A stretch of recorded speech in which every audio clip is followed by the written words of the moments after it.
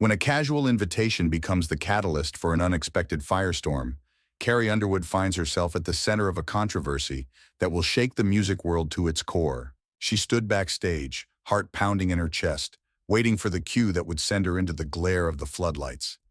The venue was a grand hotel ballroom draped in elegant blues and whites, its tall windows overlooking the shimmering lights of Washington, D.C. From behind the heavy velvet curtains, Carrie could sense the crowd's anticipation. Political figures mingled with celebrities, local families, and longtime fans, all abuzz with the rare chance to see her live in a more intimate setting than an arena show. A stage manager signaled, and Carrie took a final breath, stepping out with the poise of a seasoned performer. Applause broke out, and she saw genuine smiles, curious faces, and the flicker of camera phones capturing every moment. In that instant, everything else fell away. For Carrie, music was always the simple part, a universal language that transcended feuds and labels. Her guitar gleamed under the lights as she strummed the opening chords of a patriotic medley that fused classic American tunes with her own heartfelt spin. It was meant to be a unifying tribute, something that would echo the spirit of coming together, no matter one's beliefs. Her voice rose, resonating through the ballroom, wrapping the audience in the warmth of her signature sound. She delivered the final notes to thunderous applause. A newly elected official, young, charismatic, and eager to present a conciliatory image, stepped forward, shook her hand, and thanked her for sharing her gift. Cameras flashed as they exchanged a few words. And though Carrie felt nothing but gratitude in that moment, the seeds of public doubt had already begun to take root. Unbeknownst to her, the most influential liberal TV hosts in the country had been watching closely, picking apart every detail from her outfit to the lyrics she chose, ready to spin her performance into something sinister. By the next morning, it all went off the rails. Headlines with scorching takes flooded social media, calling her performance a targeted endorsement of the politician's controversial stances. Prominent pundits, known for their biting commentary and punchy one-liners, turned her into a headline sensation. Carrie Underwood courts controversy at fundraiser, pop country star sides with partisan agenda, and America's sweetheart or political pawn.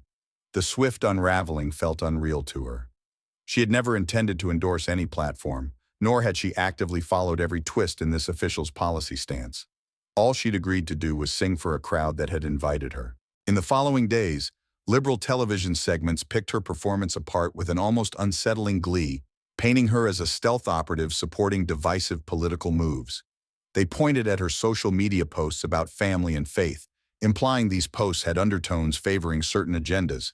Hadn't she once made a statement about her small-town values? Didn't she have songs that hinted at her own moral compass? Their commentary dripped with cynicism, turning every note she sang into a potential dog whistle. They invited so-called experts to dissect her background and rumored affiliations, suggesting that underneath her wholesome image lurked a political force complicit in sustaining harmful policies. Carrie watched in disbelief as the story swelled to monstrous proportions. She flicked through channels, seeing her name scroll across ticker tapes, hearing panelists mock her sincerity. She had weathered criticism before, snarky remarks about her style, her music, even her personal life, but never anything so pointedly aimed at painting her as a malicious political tool. Some networks invited her to share her side of the story, but her publicists advised caution. It was a lose-lose scenario. If she responded hastily, it might fan the flames. If she remained silent, she risked letting the accusations go unchallenged. She decided on a middle path, a single brief statement on her social media. In it, she expressed her disappointment at how a simple musical performance had been misconstrued. She reiterated that her voice, her stage presence, was meant to unify, never to endorse divisive actions. The backlash only intensified. The same TV host seized on her statement, twisting it as an admission of guilt. Talk show audiences hooted and hollered, while the host challenged her sincerity. "If she's not supporting these policies, why perform there at all?" roared one commentator. "She's either ignorant, opportunistic, or just plain deceptive," sneered another. Within a week, Carrie's inbox overflowed with hate mail, accusations, and threats. Fans posted teary videos about feeling betrayed, while others rallied behind her, clamoring for her to stand strong. In private, Carrie felt exhausted, heartbreak creeping into her daily life. She didn't know how to quell the mounting narrative that she was part of a political scheme. She just knew it was wrong. Her husband found her in the kitchen one morning, staring blankly at her phone, dark circles under her eyes. "Babe," he said softly, "we'll get through this." She mustered a nod, but inside her confidence wavered. When would it end? Her attorney suggested she gather evidence of the most egregious allegations. They discovered entire segments dedicated to defaming her character. Hosts accusing her of endorsing hateful agendas, calling her a dangerous figure hiding behind a pop country mask. It was beyond rational discourse. It was personal attack, reckless and unsubstantiated. Carrie felt the hot flush of anger mixed with a profound sadness. This was her reputation, her life, on the line. She quietly asked her legal team to investigate the possibility of a lawsuit. She knew she might face backlash for challenging the media, but the alternative was to watch her name get dragged through endless mud. Behind the scenes, her lawyers combed through transcripts and footage, noting how repeated accusations had no factual basis. They weren't criticizing her performance so much as targeting her moral fiber. One show was especially vicious, featuring a rotating panel of guests. Each guest took a turn launching vitriolic rants, accusing Carrie of conspiratorial alliances. They claimed hidden symbols in her stage attire implied alignment with radical policies. Another anchor joked live on air that Carrie was singing for the dark side, feigning innocence all the way. The line blurred between commentary and smear campaign. Even critics who normally praised the show's wit expressed discomfort with the segment's vitriol. When Carrie finally decided to file a defamation lawsuit, she did so with trembling resolve. Though she believed in freedom of speech, she also believed there had to be a boundary where reckless falsehoods became legally accountable. The attorneys served the network and its parent company with legal papers specifying how the show's repeated insinuations had crossed the line. "They're accusing me of endorsing hateful policies I've never even spoken about," Carrie said, voice thick with frustration. "They're labeling me in ways that could endanger my safety and the safety of my family. This isn't just gossip. It's a targeted campaign to destroy my credibility." As soon as news broke about the lawsuit, national debate flared up anew. Some hailed her for taking a stand, while others denounced her for trying to silence free speech. The same liberal TV hosts sneered, calling her lawsuit a publicity stunt. They doubled down with more criticism. She can't handle the heat? Then she shouldn't have stepped onto a political stage. Their boldness was staggering. Even casual viewers noticed an air of hubris. Yet behind closed doors, the network's legal team scrambled, aware that defamation law wasn't a free pass to say anything. Their hosts had implied serious wrongdoing on Carrie's part without any solid proof. If a jury believed Carrie's stance, it could cost the network millions, and more importantly, its reputation. The day the trial began, Carrie Underwood entered the courthouse determined yet visibly burdened by the weight of the ordeal. She was greeted by a frenzy of photographers. Camera shutters clicked, capturing every step. Protesters lined the sidewalks, some holding signs demanding the media be held accountable, others accusing Carrie of curtailing free speech. She steeled herself, remembering why she was here, not to muzzle critics, but to defend the truth and draw a line between fair commentary and malicious defamation. Inside, her legal team presented a meticulously organized case. They played clip after clip of the talk shows that had dissected her life and motives. The judge and jury watched reels of sneering hosts, unsubtle references to her agenda, and repeated assertions that she had knowingly endorsed policies that harmed marginalized groups. Carrie's attorneys highlighted instances where hosts appeared to invent conspiracies from thin air, ignoring the reality of her personal statements and track record. Transcripts showed how segments were framed to make her look deceitful, even evil. A quietly tense hush fell over the courtroom as the evidence piled up. The defense, representing the network, argued that these were matters of opinion, protected speech under the First Amendment. They insisted that the hosts had merely expressed their perspectives on a public figure's actions. "She voluntarily performed on a political stage," one defense lawyer said, "and our commentators have every right to interpret that as they see fit." The lawyer tried to paint Carrie as a thin-skinned celebrity who wanted to punish critics for disagreeing with her.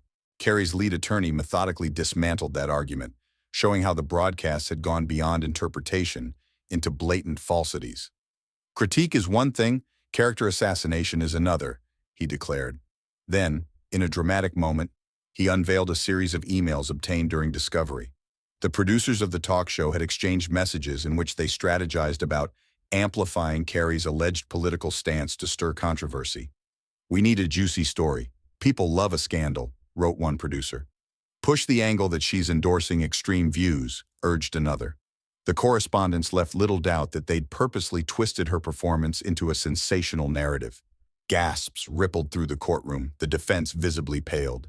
Carrie herself took the stand, a picture of composure tinged with sorrow. She recounted how the media frenzy affected her children, who asked why strangers on TV were calling their mother terrible names. She described the anguish of reading letters accusing her of promoting hate, letters that cited the talk show segments as proof of her alleged beliefs. Her voice quivered when she said, "I'm a singer. I try to bring people together with my music. I never thought I'd see my name tied to vile accusations that contradict everything I stand for." The defense attempted to rattle her, suggesting she was playing the victim to shield herself from legitimate critique. Carrie held firm, clarifying that she welcomed differing opinions but could not allow bald-faced lies to stand unchecked. "Disagree with me, hate my music if you want, that's your right," she said, "but do not fabricate a narrative that endangers my life and the values I cherish." Her plain-spoken sincerity resonated, and even some staunch critics in the gallery found themselves re-evaluating the show's tactics. Over the days that followed, expert witnesses took the stand, including media ethicists who parsed where commentary ends and defamation begins. Legal analysts dissected the emails, deeming them a smoking gun for malice and deliberate misrepresentation. The defense's attempts to paint it as harmless sensationalism fell flat. Viewers nationwide tuned in to watch the trial's televised highlights, fueling heated discussions about the ethical responsibilities of mass media in a polarized era. And though Carrie tried her best to remain composed, the emotional toll was evident. She'd see clips of the show played back in court and recall the moment she first watched them in horror, wondering if the public would ever see her the same way again. On the final day of testimony, Carrie's attorneys delivered a closing argument that wove together all the threads: the orchestrated intention to smear her, the repeated falsehoods presented as fact, and the incitement of public outrage against her family. "This isn't about silencing free speech," her lead attorney proclaimed. "It's about protecting the very principle that free speech must be grounded in truth. These hosts lied, and they profited from those lies." Outside the courthouse, a crowd of supporters erupted in cheers. Meanwhile, the defense stuck to its free speech narrative, cautioning that a ruling against them would create a chilling effect on journalists and commentators. But was that truly the case? As the judge gave instructions to the jury, the tension in the room was palpable. Journalists scribbled furiously, anticipating a landmark decision. Carrie sat still, her hands clasped in her lap, her eyes locked on the floor. She whispered a silent prayer, not for revenge but for vindication, and maybe a bit of peace after so much tumult. A hush fell when the jury filed back in. The four persons stood, clearing their throat, the courtroom frozen in anticipation. In a measured tone, they read the verdict. "We, the jury, find in favor of the plaintiff, Carrie Underwood." That single sentence made Carrie's eyes glisten with relief. The jury detailed that the talk show hosts and their network had indeed defamed her by manufacturing narratives with reckless disregard for truth. Then came the damages, an eye-popping sum that underscored the seriousness of the offense. Gasps and murmurs spread through the packed room. Some watchers seemed stunned that a public figure like Carrie could actually win such a case. Others were jubilant, lauding the verdict as a long overdue check on sensationalist tactics. Outside, Carrie stood at a makeshift podium, cameras capturing her every expression. She thanked the jury for listening to the evidence with an open mind and reiterated that her lawsuit was never about stifling debate. "I hope this reminds everyone, fans, critics, the media, that words have consequences," she said, her voice trembling slightly. "We can disagree, but we must not cross the line into malicious falsehoods." Her supporters broke into applause. A few feet away, the defense attorneys hurried to their waiting cars, refusing to comment. At least one of the accused hosts posted a scathing critique on social media, declaring an intent to appeal. But for the moment, Carrie had won not just a legal battle but a moral victory. The reverberations were immediate. News channels that had openly criticized Carrie's lawsuit now found themselves reevaluating how they covered her story. Commentators attempted to walk back some of their more extreme claims. Meanwhile, supporters of the talk show worried this would indeed chill the freedom of speech. Pundits debated whether the verdict would discourage genuine criticism of public figures. Yet many also recognized the difference between commentary based on actual events and the conjured conspiracies Carrie had been subjected to. In living rooms around the country, People discussed the case over family dinners. Did we rely too heavily on sensational headlines? Were we complicit when we clicked on articles that slandered a celebrity or politician without basis? For Carrie, the sense of closure was profound, though not without scars. She'd seen a side of the media landscape that left her shaken, how fast a falsehood could spread, and how hard it was to unravel. She worried about younger artists who might find themselves in similar storms without the resources to fight back. Often she had to remind herself that music was still her calling, that the stage was her sanctuary, where she communicated unity through lyrics and melody. Part of her wanted to retreat from public life entirely, but she also felt a renewed conviction that she could use her platform for good, shining a light on the pitfalls of careless media. In the days immediately after the verdict, Carrie received a deluge of emails and messages from fellow musicians and celebrities who'd been quietly following the trial. Some thanked her for being brave enough to take a stand, admitting they too had been misrepresented in the media but didn't have the will or the means to mount a legal battle. Others encouraged her to step forward as an advocate for responsible journalism and free speech, grounded in fact. It was strange to realize how many in her industry carried the same anxieties, everyone tiptoeing around interviews and social media posts, hoping they wouldn't be the next target for sensational spinning. Despite the weight of public opinion shifting, some corners of the media dug in their heels, accusing Carrie of orchestrating a spectacle to boost her brand. But as her attorney pointed out, the court case brought more stress than any promotional campaign ever could, with no guarantee of success. From Carrie's perspective, it was simply about principle. She might be a public figure, but that didn't strip away her right to protect herself from blatantly orchestrated smears. Even with the verdict in her favor, she knew the conversation was far from over. Society was in the midst of a cultural reckoning about how media narratives are crafted and who pays the price when those narratives turn toxic. The morning after the courtroom triumph, Carrie woke up to an inbox flooded with messages of gratitude, not just from fans, but from strangers who said her fight against slander gave them courage to stand up to bullies in their own lives. Mothers wrote about how they used the trial as a lesson to teach their kids about the importance of truth. High school teachers emailed, sharing how they turned the case into a classroom discussion about media ethics and the responsibility that comes with free speech. Carrie blinked back tears as she read through them. She realized that despite her pain and frustration, something positive had emerged from this chaos. It gave her renewed faith in the power of resilience, the possibility of turning a negative spectacle into a learning moment. The lawsuit's aftershocks were also felt by the television network on the losing side. Internal memos leaked, showing frantic attempts at damage control and rebranding. Certain producers left the network under a cloud of suspicion, while at least one major advertiser pulled back, citing a desire to distance itself from content that deliberately misleads viewers. Although the hosts vowed an appeal, experts predicted a steep uphill battle. The network quietly updated its editorial guidelines, emphasizing stronger fact-checking and disclaimers where opinions might be misconstrued as facts. In a bitter twist of irony, the same show that tried to tear Carrie down now found itself under heightened scrutiny to clean up its act. Carrie, for her part, chose not to gloat.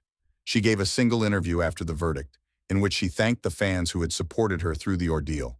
She spoke gently but firmly about the fine line between free expression and defamation. Criticism is healthy, and it's how we grow as a society, she said. But fabricating stories that harm others, there's nothing productive about that. We've got to do better. Viewers praised her grace under pressure, though some wondered if she'd ever fully recover from the emotional wounds inflicted by the smear campaign. For Carrie, music remained her solace. She returned to her studio to pour her feelings into new songs, penning lyrics about betrayal, resilience, and the power of finding one's voice in a world that often tries to silence it. Shortly after, Carrie's attorneys received a letter from a small-time journalist working for an independent outlet. He confessed to having been pressured by larger networks to dig up dirt on her personal life during the peak of the scandal. The letter acknowledged that he found nothing incriminating and that the entire operation felt unethical. This journalist apologized for the role he had nearly played. Carrie, upon reading it, experienced a wave of relief tempered by renewed concern. If she'd become such a prime target, how often did this happen to other public figures or everyday citizens caught in the crossfire of some viral story? The cycle of sensationalism thrives on speed and spectacle. But Carrie's legal battle demonstrated that sometimes there are real consequences, Media professionals found themselves citing her case as a cautionary tale. Social media algorithms might reward inflammatory takes, but networks could no longer ignore the risk of stepping too far into defamation territory. Carrie had no illusions that she'd single-handedly cleaned up the industry, but she'd carved out a blueprint for holding even the biggest platforms accountable when they crossed ethical and legal lines. Her legal team quietly wrapped up the post-trial details, finalizing the collection of damages. Carrie had instructed them to direct a portion of the awarded funds to charitable causes, particularly organizations promoting media literacy and ethics. If her ordeal could help educate the next generation on how to navigate the maelstrom of modern news coverage, then at least the painful chapters of her story might serve a greater good. Over time, she hoped a broader, more thoughtful dialogue could emerge about the boundaries of public commentary, the distinction between opinion and false accusation, and the responsibility that accompanies the massive reach of televised and digital platforms. Still, in a reflective moment, Carrie admitted to her closest friends that she sometimes missed the days when her biggest worry was hitting the right note on stage. Fame had a price, and she'd paid it in spades. Yet ironically, coming face to face with the ugliest sides of the media made her more determined than ever to practice kindness. If so many were willing to tear her down on a flimsy premise, perhaps the world needed more voices uniting, healing, and uplifting. And that was something she could bring to the table, through her songs, interviews, and personal interactions. She resolved to be clearer, bolder, and even more compassionate. After all, she had stood her ground, stared down the storm, and discovered a well of strength she never knew she had. The story garnered so much attention that even seasoned politicians weighed in, some praising her for courage, others vaguely warning about setting dangerous precedents. But for Carrie, the politics of it all seemed secondary to a more universal issue: how easily people accept narratives without question, how quickly reputations can be shredded for the sake of a headline. It wasn't just celebrities who faced this either. Carrie had read countless messages from average citizens dealing with online rumors, cyberbullying, and misinformation that could cost them jobs or personal relationships. The parallels were stark. Her very public ordeal was just a magnified version of what so many experienced on a smaller scale. She returned to the stage for a new tour, uncertain if the fiasco might affect ticket sales. To her amazement, fans arrived in droves, many wearing T-shirts emblazoned with supportive slogans, some holding handmade signs that read, "Truth Matters," and "We Stand with Carrie." The energy was electric, part solidarity, part celebration. She walked onto the stage that first night, scanning the sea of faces, and felt tears threaten to spill. Despite the venom spewed by certain TV personalities, these people had stood by her, singing her lyrics, tweeting encouragement, and sharing her story far and wide. She realized she was no longer just an entertainer in their eyes. She was a symbol of resilience, a reminder that pushing back against lies could result in vindication. Show after show, she sensed a deeper connection with her audience. She'd speak between songs, touching lightly on her ordeal, reminding everyone to look for facts, not just sound bites. The applause was thunderous, not merely for her performance, but for her message. Yet she made sure not to turn concerts into political events. Carrie had never wanted to be a divisive figure. She longed to unify, to champion the power of music as a healing force. And so she sang with a raw intensity that came from the lessons she'd learned. Each note told her story, how she fell into the crosshairs of a vicious media cycle, how she wrestled with despair, and how she found her footing again. Despite the demands of touring, the lawsuit's resolution seemed to bring Carrie a measure of peace. She could sleep through the night without replaying the most hurtful accusations in her head. She no longer dreaded turning on the TV. Occasionally, she'd catch a snippet of the same show that had defamed her. The tone was noticeably tempered, the jokes less cutting, the hot takes more carefully phrased. She smiled sadly, realizing it might be fear of future lawsuits or genuine regret, maybe both. If that shift prevented someone else from going through what she endured, it was at least a small step in the right direction. The calls from journalists changed too. Instead of probing for scandal, many approached her with open-ended questions about her perspective on media accountability. She agreed to select interviews, determined not to let her words be manipulated again. When asked how it felt to face down a powerhouse network, she replied simply that truth and honesty were worth fighting for. And she reiterated her unwavering belief in free speech, just not at the cost of truth. Those interviews circulated widely, generating dialogue on social media about how to delineate fair criticism from inflammatory rumor. Back in the privacy of her home, she sometimes brushed her fingertips across her guitar strings, humming melodies that spoke of survival and hope. Lyrics drifted through her mind about standing up for what's right, about refusing to let cynicism define you. She jotted them down in a notebook, thinking maybe they'd form the backbone of a new album. Time would tell. At that moment, she focused on healing, cherishing her family, and feeling immense gratitude for the waves of support that had carried her through the darkest times. Every day, she reminded herself of one immutable truth. She had held on to her dignity. For months, the TV hosts attempted to shame and ruin her, but they didn't break her. The powerful swirl of negativity had, ironically, led her to rediscover just how passionately she valued honesty and unity. She knew the industry could still be a minefield of sensational headlines, but she'd never again let false accusations go unchallenged. She had learned to stand up, not just for herself, but for the principle that irresponsible media coverage could ruin lives, and that such ruin must never be shrugged off as acceptable collateral in the entertainment game. In the final moments of her legal saga, Carrie took a solitary walk around her property, soaking in the hush of the early evening. Stars glimmered overhead, and a gentle wind carried the scent of newly cut grass. She thought about the road she'd traveled since that fateful performance. It started with what seemed like a generous invitation to bring her voice to a bipartisan event. She had walked in with a belief that music could transcend polarization. Then the storm hit. Now, after the dust settled, she realized she still believed in the unifying power of a song, in the possibility that people could find common ground despite their differences.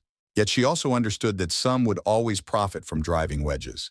The memory of those malicious segments on national TV reminded her that vigilance was necessary. Lies once told could echo endlessly unless confronted. But looking up at the sky, she felt a surge of determination. She would keep singing, keep speaking out against untruths when she saw them. She would keep loving the country that had given her the chance to rise from small-town dreams to global stardom, even if parts of it sometimes turned on her. And in a world hungry for spectacle, she would always strive to offer something real. When she finally retreated indoors, her husband greeted her with a gentle smile. Their children were asleep, the house mostly quiet. He asked if she was okay, and she nodded. "Better than okay," she whispered. She leaned her guitar against the couch, thinking maybe she'd write down a few more lines that had been dancing in her head. But for now, the night called for rest. Tomorrow would bring fresh challenges and bright possibilities. She was ready for them all. Because in the end, Carrie Underwood's fight wasn't about politics or silencing critics. It was about a woman finding the courage to tell the world, "You can have your opinions, but you cannot rewrite who I am with lies." She had learned the hard way that standing up for truth could be lonely and terrifying, but it was also liberating. And with that liberation came the realization that no matter how loud the chaos around her became, her voice, rooted in sincerity and love, would forever remain her own.